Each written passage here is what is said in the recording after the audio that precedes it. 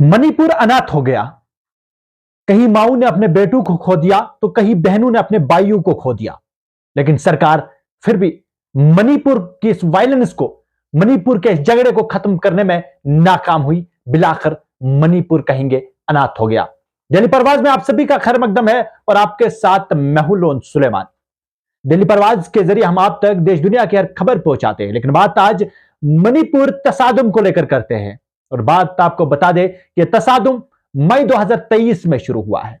मीती और कुकी जो तबके हैं, इनके दरमियान यह झगड़ा शुरू होता है। और झगड़ा तब शुरू होता है जब मीती एक कम्युनिटी है, यह कहते हैं कि हमें शेड्यूल ट्राइब चाहिए ताकि हमें भी सरकारी नौकरियों में, मुलाजमतों में रिजर्वेशन फायदा मिल सके। लेकिन वहीं पे जो कुकी तबका और बाकी जो तबके होते हैं जो वहां के पहाड़ियों में रहते हैं मणिपुर के, तो वो इस पे एतराज करते हैं। उन्हें लगता है कि अगर मीती वालों को एसटी मिलती है तो फिर हमें कहीं ना कहीं उससे, जब मीती वालों को एसटी का दर्जा मिलेगा तो कहीं ना कहीं उससे हमें नुकसान होगा। ये कुकी तबका और बाकी जो तबके हैं जो पहाड़ों में रहते हैं उन्हें लगता है। उसके बाद मई 2023 में तसादुम शुरू होता है और इस तसादुम इतना बढ़ता है कि इस तसादुम में सैकड़ों लोगों की जाने जाती है। बाद में इस तसादुम को रोकने के लिए वहां की स्टेट गवर्नमेंट जो है वो 40,000 सिक्योरिटी फोर्स लगा देती है, चाहे वो आसाम राइफल्स हो, सीआरपीएफ हो, इंडियन आर्मी हो, पुलिस हो, सबको लगाती है। लेकिन फिर भी मणिपुर को जलने से रोकने में नाकाम होती है। बिलाकर 4 फरवरी 2025 ये वो डेट है जब मणिपुर के चीफ मिनिस्टर इस्तीफा देते हैं अपने पद से और फिर 4 दिन तक नया चीफ मिनिस्टर मुंतखब करने में वहां की स्टेट गवर्नमेंट यानी बीजेपी की सरकार होती है, वो नाकाम होती है। जिसके बाद 14 फरवरी 2025 को यानी कल वहां पे सदर राज यानी प्रेसिडेंट रूल नाफिज किया जाता है। तो कहते हैं कि बिलाकर इतनी कुर्बानियां देने के बावजूद भी मणिपुर जो है वो अनाथ हो गया। मरकज में भारतीय जनता पार्टी की सरकार और फिर रियासत मणिपुर में भी बीजेपी की सरकार, फिर भी बीजेपी इस मणिपुर तसादुम को रोकने में, इस झगड़े को हल करने में नाकाम हुई है। इससे बड़े बड़े आंदोलन हमारे देश में हुए हैं, चाहे किसान आंदोलन हुआ, गुजरात के अंदर हुआ, कई आंदोलन हुए। इसी सरकार ने उस आंदोलन को ठीक किया, उन मसलों को हल किया। लेकिन फिर यह सरकार मणिपुर के इस झगड़े को हल करने में, वहां के हालात को सुधारने में क्यों नाकाम हुई? हालांकि मणिपुर के अंदर 37 बीजेपी के एमएलए थे। क्या कोई ऐसा नहीं था जो आगे आकर कहता कि मणिपुर के हालात को मैं ठीक कर दूंगा? बिलाकर क्यों मणिपुर के अंदर वहां की रियासती जो सरकार है, स्टेट गवर्नमेंट है या फिर सेंट्रल गवर्नमेंट, क्योंकि दोनों जगह बीजेपी की सरकार है, तो क्यों आखिर सरकार वहां की सेंट्रल गवर्नमेंट कहिएगा या फिर स्टेट गवर्नमेंट नाकाम हुई मणिपुर के इस झगड़े को खत्म करने में? एक नस्ली तसादुम है।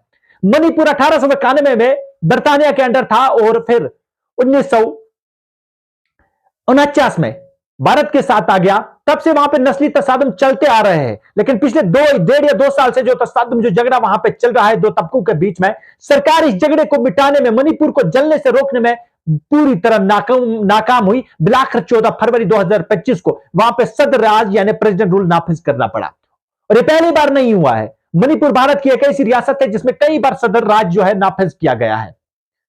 ये वही सरकार है जिसने कई आंदोलन को हल किया, कई आंदोलन मसलों को हल किया। आंदोलन में चलते हुए किसानों के, या गुजरात में बहुत सारे आंदोलन हमारे देश में हुए हैं, लेकिन इस सरकार ने उन्हें ठीक किया, वहां पर हालात को ठीक किया। लेकिन फिर मणिपुर इस झगड़े, दो कम्युनिटी के बीच में हो रहे इस झगड़े को रोकने में, मणिपुर को जलने से रोकने में यह सरकार क्यों नाकाम हुई?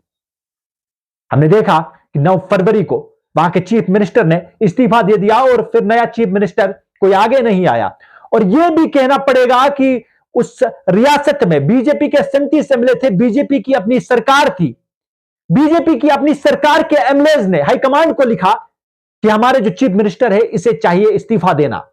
खुद के एमएलएज कहते हैं कि हमें यह वजीर आला जो चुना है इसे इस्तीफा देना चाहिए क्योंकि यह यहां के हालात को काबू करने में नाकाम हुआ है। तो मिलाकर वहां के इस चीफ मिनिस्टर ने अपना इस्तीफा पेश किया और फिर कल 4 दिन बाद वहां पे प्रेसिडेंट रूल यानी सदर राज्य नाफिज किया गया है।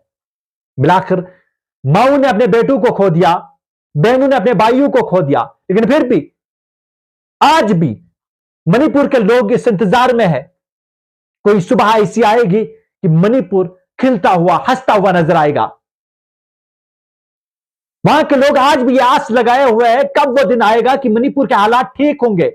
वहां के घर बार लोगों के उजड़ गए, कई सैकड़ों लोग वहां पे मारे गए, लेकिन फिर भी मणिपुर आज भी जल रहा है। तो सरकार क्यों आकर इस झगड़े को खत्म करने में नाकाम रही है? जिस सरकार ने बड़े बड़े मसलों को हल किया, फिर वो मणिपुर को क्यों जलने दे रही है? क्या मणिपुर ऐसा ही जलता रहेगा या फिर कोई एक ऐसा दिन आएगा कि मणिपुर भी हंसता खिलता वहां के लोग नजर आएंगे? लोगों के घर उजड़ गए, माओ ने बेटों को खो दिया, बहनों ने भाइयों को खो दिया, कई लोगों ने अपने घर खो दिए, कई लोगों ने अपने बच्चों को खो दिया, कई लोगों के दिलों में सुराख हुआ। तो फिर भी वो लोग इस उम्मीद और इस इंतजार में है कि कोई सुबह ऐसी आएगी कि मणिपुर फिर से वही मणिपुर बनेगा जहां के लोग हंसते हुए खेलते हुए नजर आएंगे।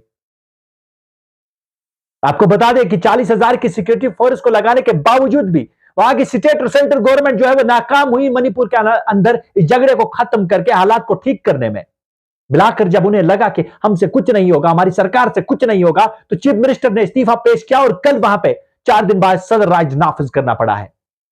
मणिपुर में नस्ली कहीं जो है मामले पेश आए हैं, तशद्दुद चले हैं, नस्ली झगड़े हुए हैं, लेकिन जो मई 2023 से यह झगड़ा जो तसादुम इन दो कम्युनिटी के बीच में शुरू हुआ था, उसे वहां की स्टेट गवर्नमेंट 5 साल के लिए जो है एक स्टेट गवर्नमेंट को बनाती है, अवाम मंडेट देती है कि 5 साल तक, और अवाम का काम है मंडेट देना, अवाम मंडेट देती है, अवाम सरकार चुनती है ताकि वो सरकार जो है वो लोगों के मसलों को हल करे।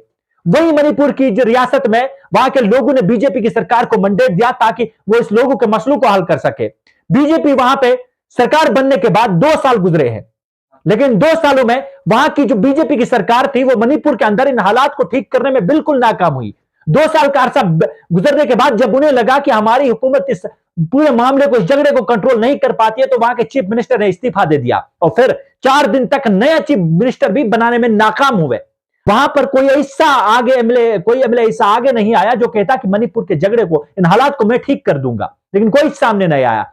बीजेपी के खुद के एमएलए ने यह चाहा, हाईकमांड को लिखा कि हमारे इस चीफ मिनिस्टर को चाहिए कि वो इस्तीफा दे दे क्योंकि हालात काबू में नहीं आ रहे थे। लेकिन बिल आखिर यह हुआ कि 9 फरवरी 2025 को वहां के चीफ मिनिस्टर ने अपना इस्तीफा पेश किया। फिर लोगों की नजरें थी अब नेक्स्ट चीफ मिनिस्टर मणिपुर का कौन बनेगा, तो 4 दिन तक कोई चीफ मिनिस्टर नहीं बना।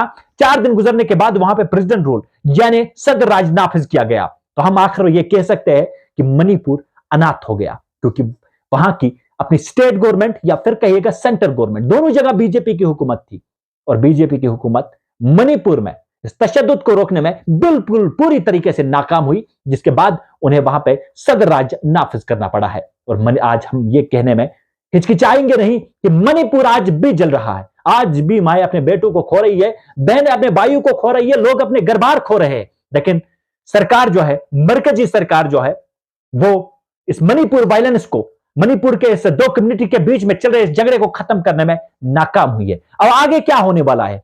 क्या मणिपुर के अंदर वो सुबह होगी जब लोग चैन की सांस ले लेंगे?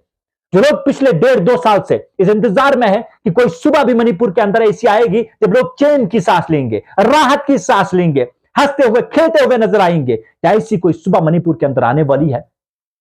क्या अब प्रेसिडेंट रूल में मणिपुर के हालात ठीक हो सकते हैं? क्या मणिपुर के लोग, ये खून की जो नदियां मणिपुर के अंदर बहती है, क्या ये खून की नदियां बंद होंगी मणिपुर के अंदर बहने में? क्या जो मणिपुर जल रहा है कोई सुबह ऐसी आएगी कि वहां पे शांति होगी और मणिपुर के लोग राहत की सांस लेंगे? आने वाला वक्त तय करेगा मणिपुर के हालात ठीक होते हैं या फिर मणिपुर ऐसे ही जलता रहेगा। बहुत बहुत शुक्रिया हमारे साथ ज्वाइन करने के लिए, और ऐसे वीडियोस के लिए आप हमारे यूट्यूब चैनल को सब्सक्राइब करना न भूलिएगा।